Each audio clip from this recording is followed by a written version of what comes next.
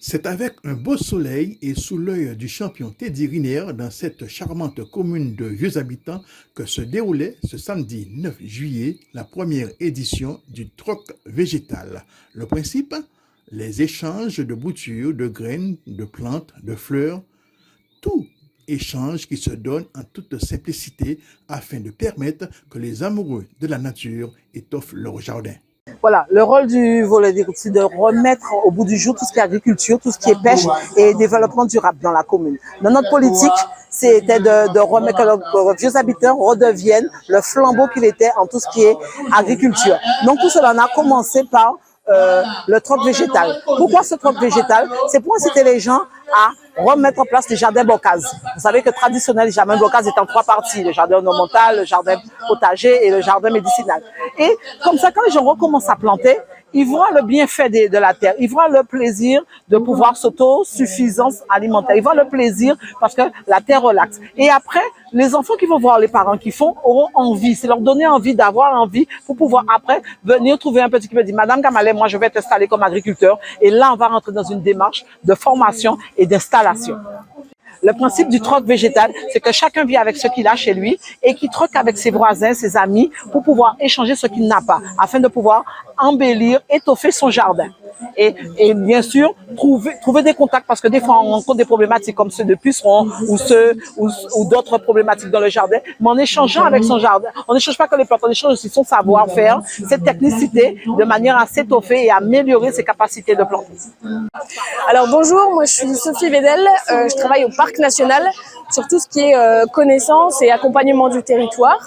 Le Parc National mène un certain nombre d'actions auprès des communes, notamment celle de Vieux Habitants qui est adhérente à notre charte de territoire. Le but en fait c'est que le parc participe à un certain nombre d'actions de la commune pour l'accompagner vers le développement durable. Donc notre présence aujourd'hui à ce troc végétal sert à sensibiliser sur la richesse des milieux de l'archipel guadeloupéen, en particulier sur les milieux qui a Vieux Habitants, et de parler des plantes exotiques envahissantes qui peuvent parfois être troquées dans le cadre de ce genre de bourse de troc végétal et qui peuvent après coloniser le milieu et poser des soucis. Alors, nous avons beaucoup d'actions en ce moment avec Vieux Habitants. Donc, il y a des choses qui sont en projet, comme des réflexions vers une maison du crabe, par exemple. Mais on a un suivi des crabes qui se fait chaque année. On a l'atlas de biodiversité communale qui est actuellement en cours et bientôt finalisé pour que chaque habitant, s'il le souhaite, puisse consulter les richesses d'espèces naturelles de sa commune. Et on a des chantiers de lutte contre les espèces exotiques envahissantes. Oh, alors l'actualité là des grandes vacances, c'est le programme d'animation du Parc National qui va battre son plein tous les jours jusqu'à la mi-août à peu près. Le programme d'action est en ligne sur notre site internet, c'est complètement gratuit, les familles peuvent s'inscrire là où il reste encore des places parce que le programme est victime de son succès. Mais c'est la grosse actualité du parc qui nous occupe beaucoup ces derniers temps. Et globalement, le parc n'a pas un programme pour la Guadeloupe, le parc est un programme pour la Guadeloupe. Bien aujourd'hui, nous sommes, premièrement une exploitation agricole, les vergers de Canaan, qui se situent à Vieux Habitants. Et notre but, c'est de faire partager, de faire découvrir les plantes issues du jardin bocase qui sont présentes sur l'exploitation. Vous avez tout ce qui est plantes ornementales avec la lavande blanche. Vous avez aussi tout ce qui est épices avec la menthe, l'estragon et aussi le curcuma et aussi des plantes médicinales avec de la citronnelle et aussi de la menthe. C'est justement tout ce qui est plantation insolite, le fait de planter par là avec tout ce qui est dans des trucs insolites. Du coup là c'est des pneus. Vous avez aussi par là plus loin j'ai vu qu'ils plantaient également dans des bouteilles. C'est le fait de partager avec les autres, le moyen même dans un appartement qu'on puisse aussi avoir nos propres plantes. Bonjour, je suis Ranza Rancé, je suis médiatrice scientifique. Alors aujourd'hui sur le troc, je suis venue parler de l'importance qu'a notre environnement et comment c'est important de planter pour pouvoir avoir toutes les vertus du jardinage qui est l'observation, la patience, la persévérance et la passion. Donc, quand on va planter, on va commencer par observer, on va commencer par apprendre des choses, on va échanger avec le voisinage, que ce soit sur des conseils, que ce soit des plantes. Et après, petit à petit, on va récolter nos fruits. Mais quand on plante, on doit faire aussi attention aux abeilles, à l'environnement, à ne pas mettre n'importe quoi dans le sol, ne rien mettre. Et apprendre à observer que voilà, si je plante de l'anis, je vais attirer des coccinelles. Que si je plante une plante mellifère, ça va attirer les abeilles. Ça va permettre à mes arbres fruitiers de se polliniser. Mes fleurs vont se polliniser et j'aurai des fruits. Donc c'est tout un système qu'on doit choyer et qu'on doit faire avec passion et amour pour pouvoir récolter les fruits de notre jardin.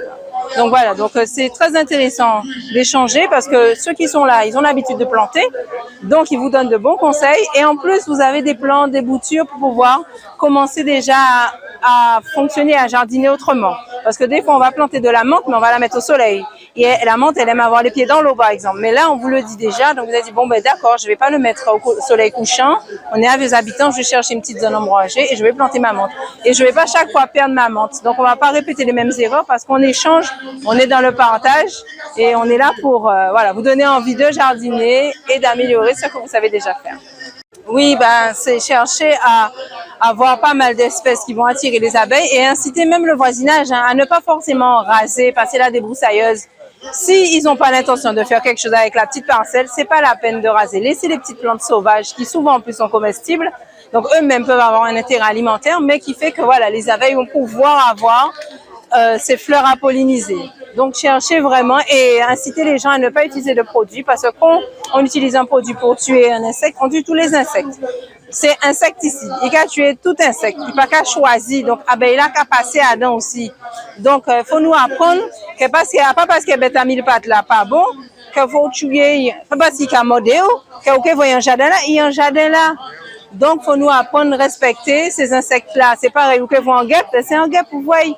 Mais à pas bonne raison pour aimer tes produits, pour tuer. C'est à nous à faire attention à eux. Il peut qu'attaquer au conseil, il attaquer au signe. Il y a qu'à ça ou qu'à tirer. Mais il faut nous respecter, yo, parce que nous besoin. Yo. Ben, il faut savoir que déjà je félicite l'organisation, c'était une très bonne idée. J'ai fait pas mal d'échanges, les gens on découvre, c'est bien comme idée. Alors moi, à mon niveau, j'ai ce qu'on appelle un jardin créole, mais la particularité de mon jardin, c'est que j'ai une partie plantée à la verticale. Vous allez voir que les plantes sont à la verticale, mais l'originalité, c'est que je récupère des bidons à eau, des bidons, sans faire de la publicité, des bidons de Matouba et autres, et que j'arrange et que je plante là-dedans. Et il y a des plantes qui peuvent rester dans la bouteille jusqu'à consommation. Il y a d'autres qu'il faut transférer en terre pleine. Mais sinon, c'est une idée que j'ai eue, que je pense que ça peut faire ce chemin. Ben, c'est pas compliqué, ce sont des bidons dans lesquels on peut trouver des cives. Là, ce sont des cives. Les cives peuvent rester jusqu'à consommation parce que c'est des plantes qui n'ont pas beaucoup de racines. On peut laisser jusqu'à consommation. Là, par contre, on a les paupiers. C'est pareil pour les paupiers. Le persil aussi, c'est pareil. Ils peuvent rester jusqu'à consommation. Jusqu'à... Là, je cherche le nom là. Les grenadiers là. Les grenadiers. Et... je vais tourner. Ouais. Et ici, par là, vous avez le piment végétarien.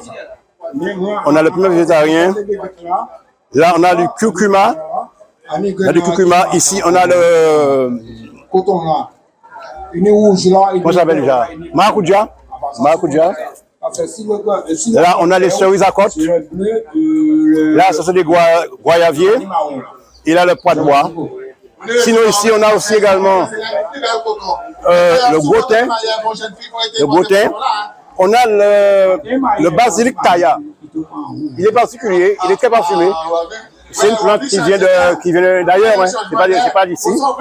Et là, la citronnelle et les effets là-dedans. Voilà. Voilà en gros ce que j'ai ici, mais en fait, dans ma production, j'ai bien d'autres plantes hein, que je ne pouvais pas tous amener, bien entendu. Mais l'idée, c'est de planter à la verticale pour gagner de l'espace, parce que lorsqu'on n'a pas d'espace, il faut aller vers la Lune, quoi. Ben effectivement, on est venu avec la mairie, c'est super, un projet formidable. On est venu échanger avec les gens de vieux habitants, mais aussi les gens qui sont de passage, les touristes. Et donc aujourd'hui, j'ai ramené un petit échantillon de mon jardin, quelques maracujas. On a également des piments doux. Voilà, on fait découvrir aux gens les vertus. On a également amené des graines. Il nous reste des graines d'épinards rouges. Donc c'est une baselle. C'est une graine qui monte sur le mur comme un maracuja et qui est intéressante à consommer. Voilà, ça fait une plante comme ça qui se consomme. Celui-là, c'est le vert. Voilà, on a également amené des pieds-bois. Ici, on a un malacca. Ici, on a un anacardier, c'est du cajou. On a aussi du piment, on a de la papaye, on a de la chicorée. Il y a également des menthes, des basiliques. Voilà, donc tout un tas de plantes qui sont bonnes à manger et qui poussent en Côte-Soulevant. Voilà, parce que nous, ça vient de Marigot. Et en même temps, on fait du recyclage. Donc, vous avez vu les pots. Les pots, c'est du recyclage. Voilà, on essaie de trouver des moyens de transformer les produits qui sont jetés sinon dans la nature et qui vont dans la mer ou dans la rivière. Voilà, merci. Reportage depuis Vieux Habitants, Max Daulis.